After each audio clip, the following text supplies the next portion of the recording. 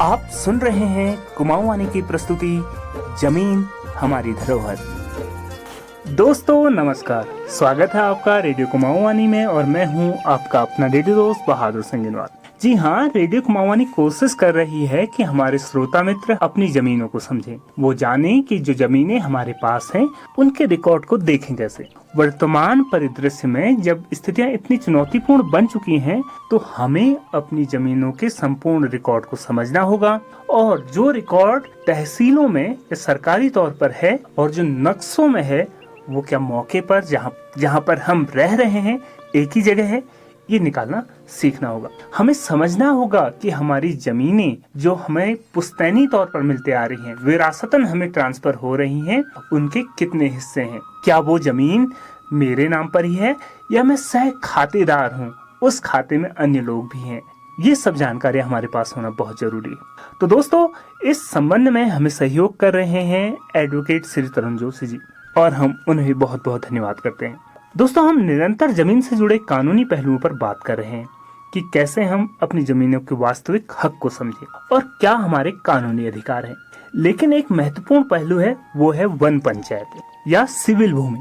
शुरुआत में सिविल भूमि, वन पंचायत या जिसे हम गौचर भी कह रहे हैं, जहाँ गाय चरने के लिए जगहें होती थी गाँवों के अंदर, उनमें भी अब धीरे धीरे खेत, बगीचे या लोगों के घर तक बन चुके हैं। लेकिन अगर हम सरकारी नजरिए से इसे देखें, ये है तो अतिक्रमण ही, लेकिन अब ये इतने विस्तृत तौर पर फैल चुका है कि कुमाऊं के प्रत्येक हिस्से पर ये देखा जा सकता है। तो दोस्तों, आज हम समझते हैं कि वन पंचायतें और वन पंचायतों में हो रहे अतिक्रमण या उनमें बस चुके लोगों के लिए क्या नुकसान है और क्या उनके अधिकार हो सकते हैं। क्या जो अतिक्रमण में हैं भी, क्या उनके भी कोई अधिकार हैं।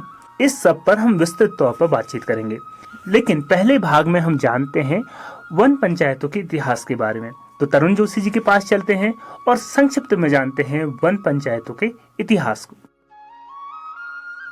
और 1893 में वो एक जीओ लेकर के आए, जिस जीओ में उन्होंने ये कहा कि लोगों के पास जितनी खेती की जमीन है, बहुत महत्वपूर्ण बात है और ये नोट करने लायक भी है कि जितनी खेती की जमीन है, खेती की जमीन कौन सी है, जो आपने बंदोबस्ती में नाप ली है, जिसका आप लगान दे रहे हैं, उसको छोड़ करके बाकी सारी जमीन वन भूमि कहलाएगी। अच्छा, ठीक है। और वो इसी का जिसका आप अपनी शुरुआती बातचीत में जिक्र भी कर रहे थे कि कितने % जंगल और कितने % खेती। तो ये डाटा हमारे लिए बड़ा महत्वपूर्ण है कि हमारे यहाँ आज 72% वन भूमि है जी, 72%। अच्छा। और जिस समय हम जो है हमारा राज्य बना था उस समय ये लगभग थी 63% जी। तो आप ये समझिए कि राज्य बनने के इन सालों में लगभग 2013 तक हमारे यहाँ वन भूमि बढ़ करके 63 से 72% हो गई। अच्छा। ये अपने आप में एक बड़ा इंटरेस्टिंग चीज है। वो इसलिए इंटरेस्टिंग है कि हमारा जो लगभग 53,000 वर्ग किलोमीटर का जो एरिया था जिस समय हमारा राज्य बना, वो एरिया तो उतना ही है जी, लेकिन वन भूमि कैसे बढ़ गई। हाँ। ये एक बड़ा महत्वपूर्ण सवाल है कि वन भूमि तो घटनी चाहिए थी ना। हाँ। क्योंकि आप इतने सारे विकास के काम कर रहे हो वन भूमि में, सड़क बना रहे हो, हॉस्पिटल बना रहे हो और तमाम चीजें वन भूमि के ऊपर आप बना रहे हो, टिहरी जैसा इतना बड़ा डैम भी बना रहे हो, तो वन भूमि घटनी चाहिए थी। पूरे देश में वन भूमि घट रही है, हमारे यहाँ वन भूमि बढ़ रही है। ठीक है, तो वो उसके बारे में भी थोड़ा हम चर्चा करेंगे कि आखिर ये वन भूमि कैसे बढ़ गई। लेकिन इसी का अगर हम कंपेरिजन करें कि हमारे यहाँ 2 जो जिले हैं तराई के, ठीक है, तराई के हरिद्वार और उधम सिंह नगर। अगर हरिद्वार और उधम सिंह नगर में आप जाते हो तो यहाँ पर खेती की जो जमीन है वो लगभग 52 से 55% है जी। ठीक है, बाकी भूमि अन्य भूमियां हैं। ठीक है, लेकिन अब जब आप पहाड़ के इन 13 जिलों के भीतर आते हो तो यहाँ पर खेती की जो जमीन है वो केवल 5% है। अच्छा। अब आप ये एक अंतर देखिए, 5% और 52% का अंतर देखिए। केवल 5% जमीन पर हमारा पूरे पहाड़ का जो एग्रीकल्चर है, पूरे पहाड़ का जो डेवलपमेंट है, वो सब कुछ जो है उस 5% जमीन के ऊपर टिका हुआ है। और ये जमीन हर साल घटते जा रही है। क्यों घटते जा रही है? क्योंकि लोगों के मकान बन रहे हैं। हाँ। ठीक है, उद्योग भी लग रहे हैं। ठीक है, कुछ बड़ी योजनाएं भी आ रही हैं। तो इन सब के चलते ये जमीन जो है वो जो है घटते चले जा रही है। अब यहाँ पर हम जिक्र करते हैं 1893 के जीओ का। तो 1893 के जीओ ने जब ये स्थापित किया कि आपकी जो खेती की जमीन है उसके अलावा बाकी सारी जमीन फॉरेस्ट की, जी ठीक है। और फॉरेस्ट में जाने के लिए उन्होंने जो है नियम बना दिए कि फॉरेस्ट के भीतर आप ऐसे नहीं जाओगे, ऐसे नहीं जाओगे, या ये नहीं करोगे, तमाम चीजें कर दी थी। तो इसको लेकर के तो लोगों का जो पूरा जीवन यापन था ना, वो तो गड़बड़ा गया। जी अगर जंगल के भीतर नहीं जाओगे तो जानवर कैसे पालोगे, जानवर नहीं पालोगे तो खेती कैसे करोगे, तो लोग क्या करें। तो लोगों ने इसको लेकर के यहाँ पर बहुत बड़ा मूवमेंट उस समय किया। जी और छिटपुट तो मूवमेंट चलते ही रहे, लेकिन 1911 से लेकर के 1921 तक जी तो बहुत जबरदस्त मूवमेंट हुए, जिसमें छोटे छोटे बच्चे जेल के भीतर गए, बहुत सारी महिलाएं जेल के भीतर गई, पुरुष तो जेल के भीतर गए लेकिन बहुत सारी महिलाएं गई जेल के भीतर, ठीक है। और बहुत सारे छोटे बच्चे जेल के भीतर गए, और हजारों लोगों के ऊपर जो है उन्होंने जो है जुर्म जो है काटे, उनसे जो है जुर्म वसूल किया। तो इसका एक उदाहरण इसको हम कैसे समझ सकते हैं ना, कल्चरली भी इसको अगर हम समझने की कोशिश करें तो हमारे यहाँ एक शब्द है पत्रोल, जी ठीक है। और पत्रोल को अगर आप देखेंगे तो आपको बहुत सारे पुराने गानों में आपको पत्रोल सुनाई देगा, हाँ। ठीक है ना। और पत्रोल का कितना आतंक था लोगों के भीतर कि लोग पत्रोल की शक्ल अगर दूर से देख लेते थे तो जो है भाग जाते थे। जी। ये पत्रोल का आतंक था। लेकिन अब पत्रोल शब्द कहाँ से आया, क्योंकि अंग्रेजों ने जंगलों में पेट्रोलिंग करने के लिए कुछ लोगों को रखा, तो आप लोगों ने पेट्रोलिंग शब्द का तो इस्तेमाल नहीं किया, तो उन्होंने उसको कुमाऊनी में पत्रोल कर दिया। तो इससे आप समझ सकते हैं कि कितना उस समय आतंक रहा होगा अंग्रेजों की उन नीतियों का, और कितना लोगों ने उसका विरोध किया होगा। लेकिन विरोध जबरदस्त था, और फाइनली तो ये भी हुआ कि लोगों ने कई सारी जगह जो है जंगलों को आग के हवाले करना शुरू कर दिया। जी उन्होंने कहा जंगल अगर हमारे नहीं तो तुम्हारे भी नहीं। जी तो यहाँ पर वो वाला सवाल है कि हम जो जंगलों की श्रेणियाँ क्या हैं या हमारी ज़मीनों की श्रेणियाँ क्या हैं, यहाँ पर उस बात को समझने का एक अर्थ बनता है कि 1921 में अंग्रेजों ने एक कमेटी बनाई, जी जिसको फॉरेस्ट ग्रीवेंस कमेटी कहते हैं, जी और इस वन शिकायत समिति फॉरेस्ट ग्रीवेंस कमेटी। जी तो इस फॉरेस्ट ग्रीवेंस कमेटी ने जो है पूरे इलाके का, कुमाऊं का और गढ़वाल का दौरा किया, बहुत सारी जगह मीटिंग करी, लोगों की समस्याएं सुनी, और इन समस्याओं को सुनने के बाद उन्होंने सरकार को अपने सुझाव दिए। सुझाव तो कई सारे थे, लेकिन उसमें 2-3 सुझाव जो अभी हमारे मतलब के हैं वो बहुत महत्वपूर्ण थे। उन्होंने कहा कि जितने भी जंगल हैं, जी इन जंगलों को आप जो है 2 हिस्सों में बांट दीजिए, ठीक है। एक जंगल होगा कॉमर्शियल, मतलब जिसमें टिम्बर है, जी इमारती लकड़ी है, एक जंगल वो होगा, और एक जंगल वो होगा जिसमें चौड़ी पत्तियां हैं, जी जिसमें बांस बुरांस और ये भलियाट ये तमाम चीजें आ रही थी जो लोगों के उपयोग की है। तो जंगलों को 2 हिस्सों में बांटो। तो यहाँ पर से जंगल 2 हिस्सों में बंट गए, ठीक है।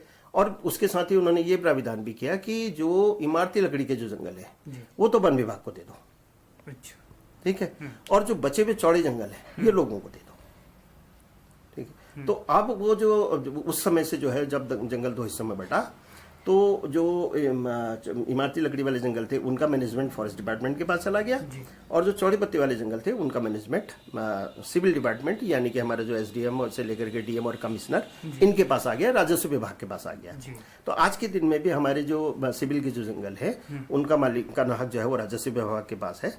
बीच में उसमें कई सारे परिवर्तन आए हैं जिनका भी हम जिक्र करेंगे, लेकिन मोटे तौर पर ये हमारे यहाँ जंगलों के 2 प्रकार हैं।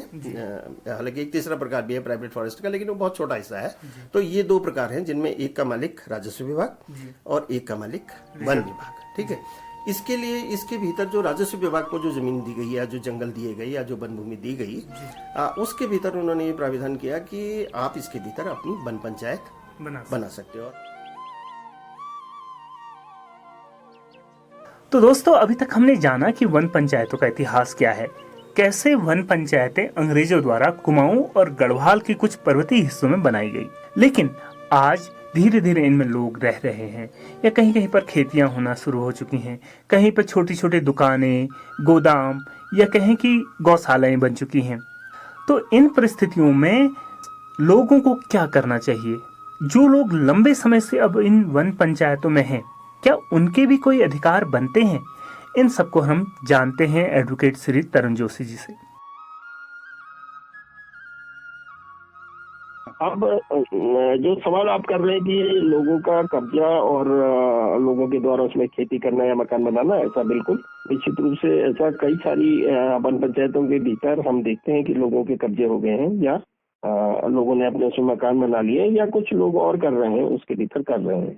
उसको लेकर के देखिए था ये कि वन पंचायतें बनी 1931 में, और 1931 में एक तरह से बन तो थोड़ा पहले गई थी, लेकिन 1931 में वन पंचायत की पहली नियमावली आई थी, और उस नियमावली के भीतर लोगों को वन पंचायत के इस्तेमाल के लिए कुछ हक दिए गए थे। अब यहाँ पर एक बहुत महत्वपूर्ण बात है जिसको लोगों को अच्छी तरीके से समझ लेना चाहिए कि 1931 में जो नियमावली बनी थी, उस नियमावली में एक हक ये दिया गया था कि गांव में अगर कोई बेरोजगार व्यक्ति है तो वन पंचायत अपना प्रस्ताव पास करके और उस व्यक्ति की स्थिति जान करके उसको रोजगार के लिए कुछ जमीन दे सकती है। ये नियम 1976 तक चला, और 1976 में आकर के ये नियम समाप्त हो गया। तो एक पीरियड है 1931 से लेकर के 1976 तक का। अगर इस बीच किसी व्यक्ति को वन पंचायत ने जमीन दी है और उसके पास उसका प्रमाण है, वन पंचायत के प्रस्ताव रजिस्टर से लेकर के जो है उसके पास उसका लिखित प्रमाण है, तो उसका हक तो बन सकता है जमीन के ऊपर। लेकिन उसके अलावा अगर किसी भी व्यक्ति ने वन पंचायत की जमीन के ऊपर कब्जा किया हुआ है तो वो कब्जा अवैध है। देखिए कि वन पंचायतों की स्थितियां भी बदली हैं।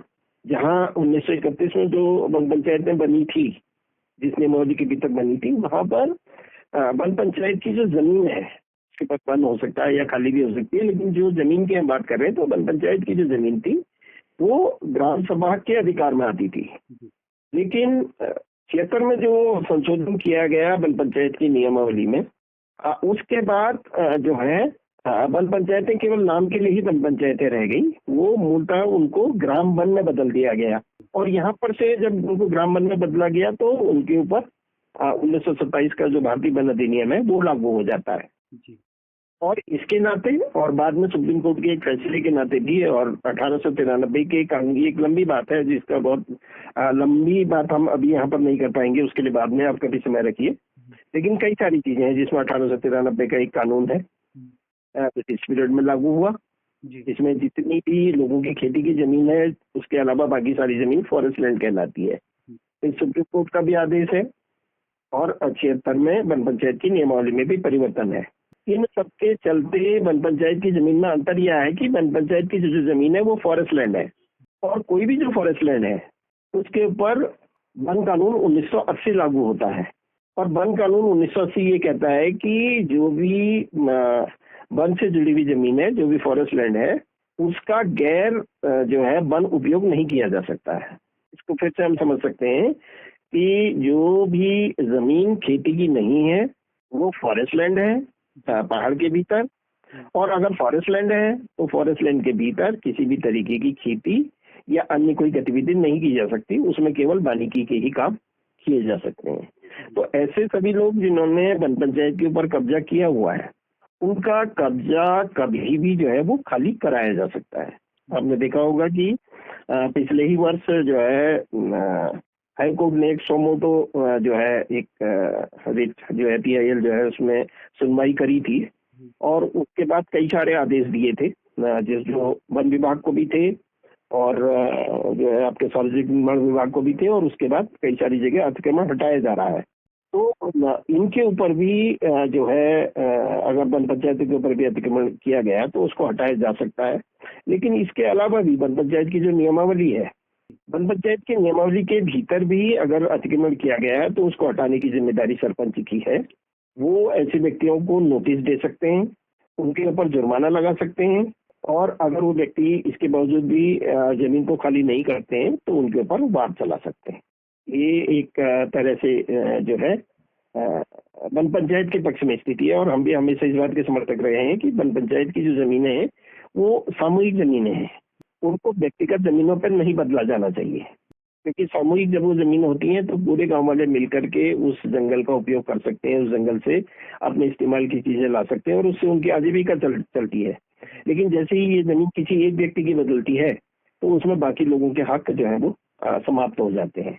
और पिछले दिनों में हमने काफी कुछ ये भी देखा है कि जब बाहरी लोगों ने जमीनें खरीदी हैं तो अगर उनकी जमीनें वन पंचायत से लगती हुई जमीनें थी तो उन्होंने वन पंचायतों की जमीनों के ऊपर भी अतिक्रमण किया हुआ है। बिल्कुल ये अधिकार है सरपंच का कि वो इसको पहले नोटिस दे करके, जुर्माना लगा करके, और उसके बाद बेगर खाली नहीं होती है तो इसमें वाद चला करके अपनी जमीन को खाली करवा सकता है। और इस को खाली करवाने के लिए वन विभाग को भी उसकी पूरी मदद इस काम में करनी होगी क्योंकि वन विभाग का एक व्यक्ति वन पंचायत में सचिव के तौर पर काम करता है।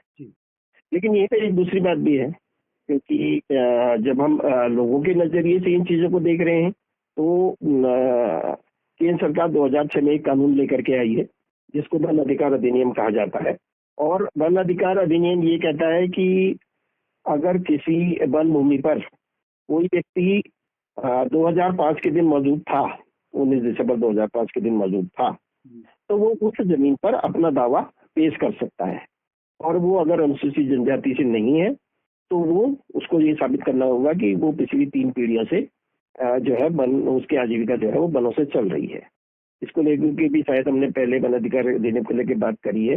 और ऐसे सभी व्यक्तियों के लिए ये कानून लाया गया है कि जो कि वन भूमि के ऊपर निवास कर रहे हैं, वन भूमि के ऊपर खेती कर रहे हैं या वन भूमि के ऊपर अपनी आजीविका चला रहे हैं, तो उन सब लोगों के लिए कानून लाया गया है। तो ऐसे लोगों के लिए भी हक है, अगर वो चाहें तो वन अधिकार अधिनियम 2006 के भीतर अपना दावा प्रस्तुत कर सकते हैं। लेकिन फिर से हम एक बात दोहराना चाहेंगे यहाँ पे कि वन पंचायत की जो जमीन है वो सामूहिक संपत्ति है और सामूहिक संपत्ति को सामूहिक ही रहने दिया जाए तो वो पूरे गांव के लिए बेहतर होगा। और तो सर इसी को जुड़ा हुआ सवाल है कि जो लोग इनमें बसे हुए हैं, अभी खेती कर रहे हैं या बगीचा कर रहे हैं, तो वो क्या करें? वन अधिकार अधिनियम 2006 उनको यह अवसर देता है कि वो चाहे तो इस जमीन के ऊपर अपना दावा कर सकते हैं। इसकी एक पूरी वन अधिकार अधिनियम की एक पूरी प्रक्रिया है जिसमें गांव के भीतर कमेटी बनानी होती है और गांव वालों की सहमति होती है और उसके बाद वो ब्लॉक स्तर पर कमेटी बनी है, उसमें वो दावा जाता है और फिर जिले स्तर की कमेटी से वो दावा पास होता है। तो ऐसे व्यक्ति जो वन भूमि के ऊपर खेती कर रहे हैं, वन भूमि के ऊपर रह रहे हैं या उनकी अपनी नाम जमीनों के ऊपर जो है के बीच में वन भूमि आ रही है, तो ऐसे सभी व्यक्ति वन अधिकार अधिनियम के अंतर्गत उस जमीन के ऊपर कब्जे के लिए अपना दावा पेश कर सकते हैं। लेकिन यहाँ पर हम फिर से एक बात स्पष्ट करना चाहेंगे कि अगर दावा पास हो भी जाता है तो उस व्यक्ति को केवल रहने खेती करने का ही अधिकार होगा। उस जमीन को बेचने का या उस जमीन के का कोई और उपयोग करने का अधिकार उस व्यक्ति को नहीं होगा क्योंकि मूलतः जमीन का जो स्टेटस है जिसको हम बोलते हैं वो स्टेटस वन भूमि का ही बना रहेगा।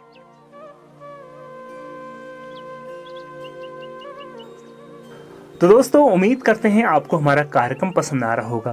पसंद आने के साथ साथ ही बात यह है कि ये हमारे अस्तित्व से जुड़ी बातें हैं, ये हमारी धरोहर, हमारी खेती बाड़ी, घर परिवार, हमारी आजीविका से जुड़ी हुई बातें हैं। तो इनमें अगर कोई और सवाल आपके मन में आ रहा हो तो ज़रूर हमसे बात कर सकते हैं। तो इसी के साथ अपने रेडियो दोस्त बहादुर संगीनवाल को दीजिए इजाज़त। नमस्कार, धन्यवाद।